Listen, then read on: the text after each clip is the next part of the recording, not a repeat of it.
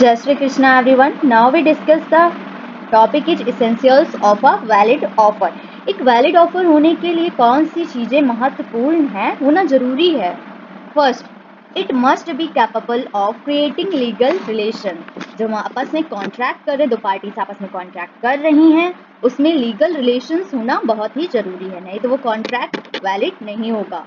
Offer must be such as in a law is capable of being accepted and giving rise to legal relationship. जो हम offer दे रहे हैं यहाँ पे capable का मतलब है कैपेसिटी, क्षमता होनी चाहिए. कहते हैं कि सामने वाला पर्सन एक्सेप्ट कर सके और उसमें लीगल रिलेशन वो इन्वॉल्व हो, legal relationship. If the offer does not intend to give rise to legal consequences and creating legal relations, अगर कहते हैं ऑफर में लीगल रिलेशंस नहीं रहा इन्वॉल्व हो, लीगल रिलेशनशिप नहीं इन्वॉल्व हो, तो उसके नतीजे जो कॉन्सिक्वेंसेस का यहाँ पे नतीजे, परिणाम, and creating relation legal relation, it is not considered as a valid offer in the eye of law. अगर कहते हैं लीगल रिलेशंस इन्वॉल्व ही नहीं है कोई भी ऑफर में, तो वो लॉ की नज़र में क्या हो जाएगा, एक वैलिड ऑफर नहीं कहलाएगा. कंसीडर्ड का क्या मतलब होता है, माना जाएगा. तो a social invitation, even if it is accepted, does not create legal relations because it is not so intent.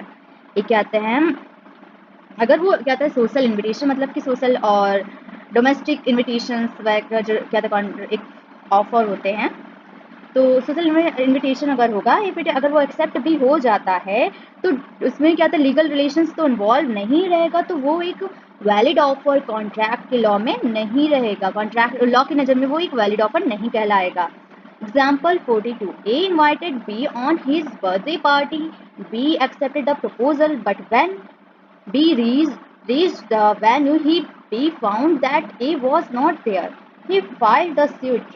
suit का क्या मतलब है यहाँ पे, मुकदमा दर्ज करना. Against A offer reached A for recovery of travelling expenses incurred by him to join a party. A ने किसको इन्वाइट किया, बी को, और बी ने प्रपोजल को एक्सेप्ट कर लिया. और कहता है वो रीच्ड मतलब वेन्यू, यहाँ पे क्या कहने का मतलब क्या है कि जहाँ पे वो कहते हैं पार्टी ऑर्गेनाइज किया है, उस जगह वेन्यू कहते हैं एड्रेस टाइप का. तो बी ने फाउंड किया कि वहाँ पे कोई है ही नहीं उस वेन्यू पे, तो ही फाइल्ड द सूट अगेंस्ट ए. तो क्या कर दिया, ए ने बी ने कहते हैं केस कर दिया, किसके ऊपर, ए के ऊपर मुकदमा दर्ज कर दिया, सॉरी, फॉर रिकवरी. और क्या किसने किया है, अपने ट्रैवलिंग एक्सपेंसेस, जो उसको खर्चा लगा जो वहाँ तक ए की बर्थडे पार्टी में जाने के लिए.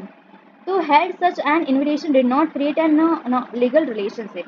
तो इस तरह के कॉन्ट्रैक्ट में यहाँ पे लीगल रिलेशनशिप इन्वॉल्व ही नहीं है, क्योंकि यह एक तरह का सोशल एक्टिविटी है. Hence we could not succeed. तो यहाँ पे बी कहते हैं नहीं जीत पाया, किससे, ए से. Second, it must be certain, definite and not wagyu. यहाँ पे सर्टेन का मतलब कुछ हो, डेफिनेट का मतलब स्पष्ट होना, नॉट वैग्यू का मतलब अस्पष्ट. If the term of an offer are vague और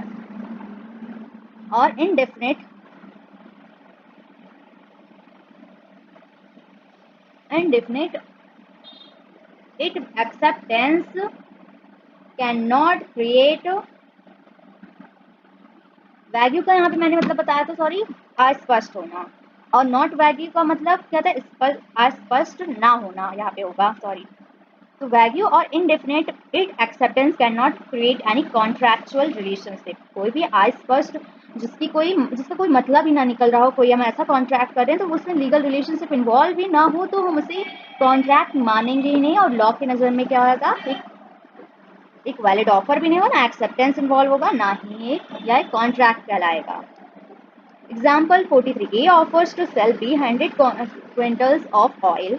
ए ने ऑफर किया बी को 100 क्विंटल्स ऑफ ऑयल. तो there is nothing whatever to show what kind of oil is was intent. तो यहाँ पे बताया नहीं गया है कि कौन सा ए को बी को क्या था, ए ने ऑफर किया है बी को कौन से ऑयल खरीदने के लिए, वो सरसों का तेल है या रिफाइंड ऑयल है, या तो सोयाबीन ऑयल, या तो बजाज ऑयल, कौन सा ऑयल है ये यहाँ पे बताया ही नहीं गया. तो या तो एक अस्पष्ट है, तो बात तो समझ में नहीं है, जिसका कोई मतलब ही नहीं निकल रहा है यहाँ पे, तो यह एक तरह का वैलिड ऑफर तो नहीं कहलाएगा. The offer is not capable of being accepted for want of certainty. यहाँ पे कैपेबल का क्या मतलब है, कैपेसिटी, क्षमता। तो यहाँ पे एक ना ही इसमें कहते हैं कोई दोनों पार्टीज आपस में कॉन्ट्रैक्ट कर सकती। जब तक कहते हैं ए नहीं कहते हैं कौन सा ऑयल बेच रहा है, ये पूरा साफ साफ बता नहीं देता, तब तक क्या एक तरह का वैलिड ऑफर नहीं कहलाएगा। और कितना बेच रहा है ये सब भी जरूरी है एक वैलिड ऑफर में। If in the above example A is dealer it in mustard oil, only it shall constitute a valid offer। अगर कहते हैं A ने बता दिया होता कि वह एक मस्टर्ड ऑयल सेल करना चाहता है, B को ऑफर किया है, तो वह एक वैलिड ऑफर कहलाता। पॉइंट नंबर 3 हम नेक्स्ट वीडियो में पढ़ेंगे। It must be communicated to the offering. कहानी से तो हम समझ जाएंगे, लेकिन अच्छे से समझने के लिए बुक्स रीडिंग बहुत ही नेसेसरी है। तो बुक रीड करके ही समझाना ज़्यादा बेटर पड़ेगा, क्योंकि स्टोरी तो सभी जानते हैं, प्रॉब्लम कहाँ आती है हमें आंसर राइटिंग में। तो अगर जब तक हम बुक रीड नहीं करेंगे तब तक हमें कहते हैं लिखना नहीं आएगा। हम अगर डेली बुक रीड करके अगर ऐसे ही पढ़ाते रहे तो मीनिंग्स भी इसमें कई सारे पता चलेंगे, और इससे वोकैबुलरी भी इम्प्रूव होगी, और कहते हैं बिजनेस लॉ अच्छे से प्रिपेयर भी हो जाएगा। Thank you. नेक्स्ट वीडियो में हम थर्ड पॉइंट डिस्कस करेंगे।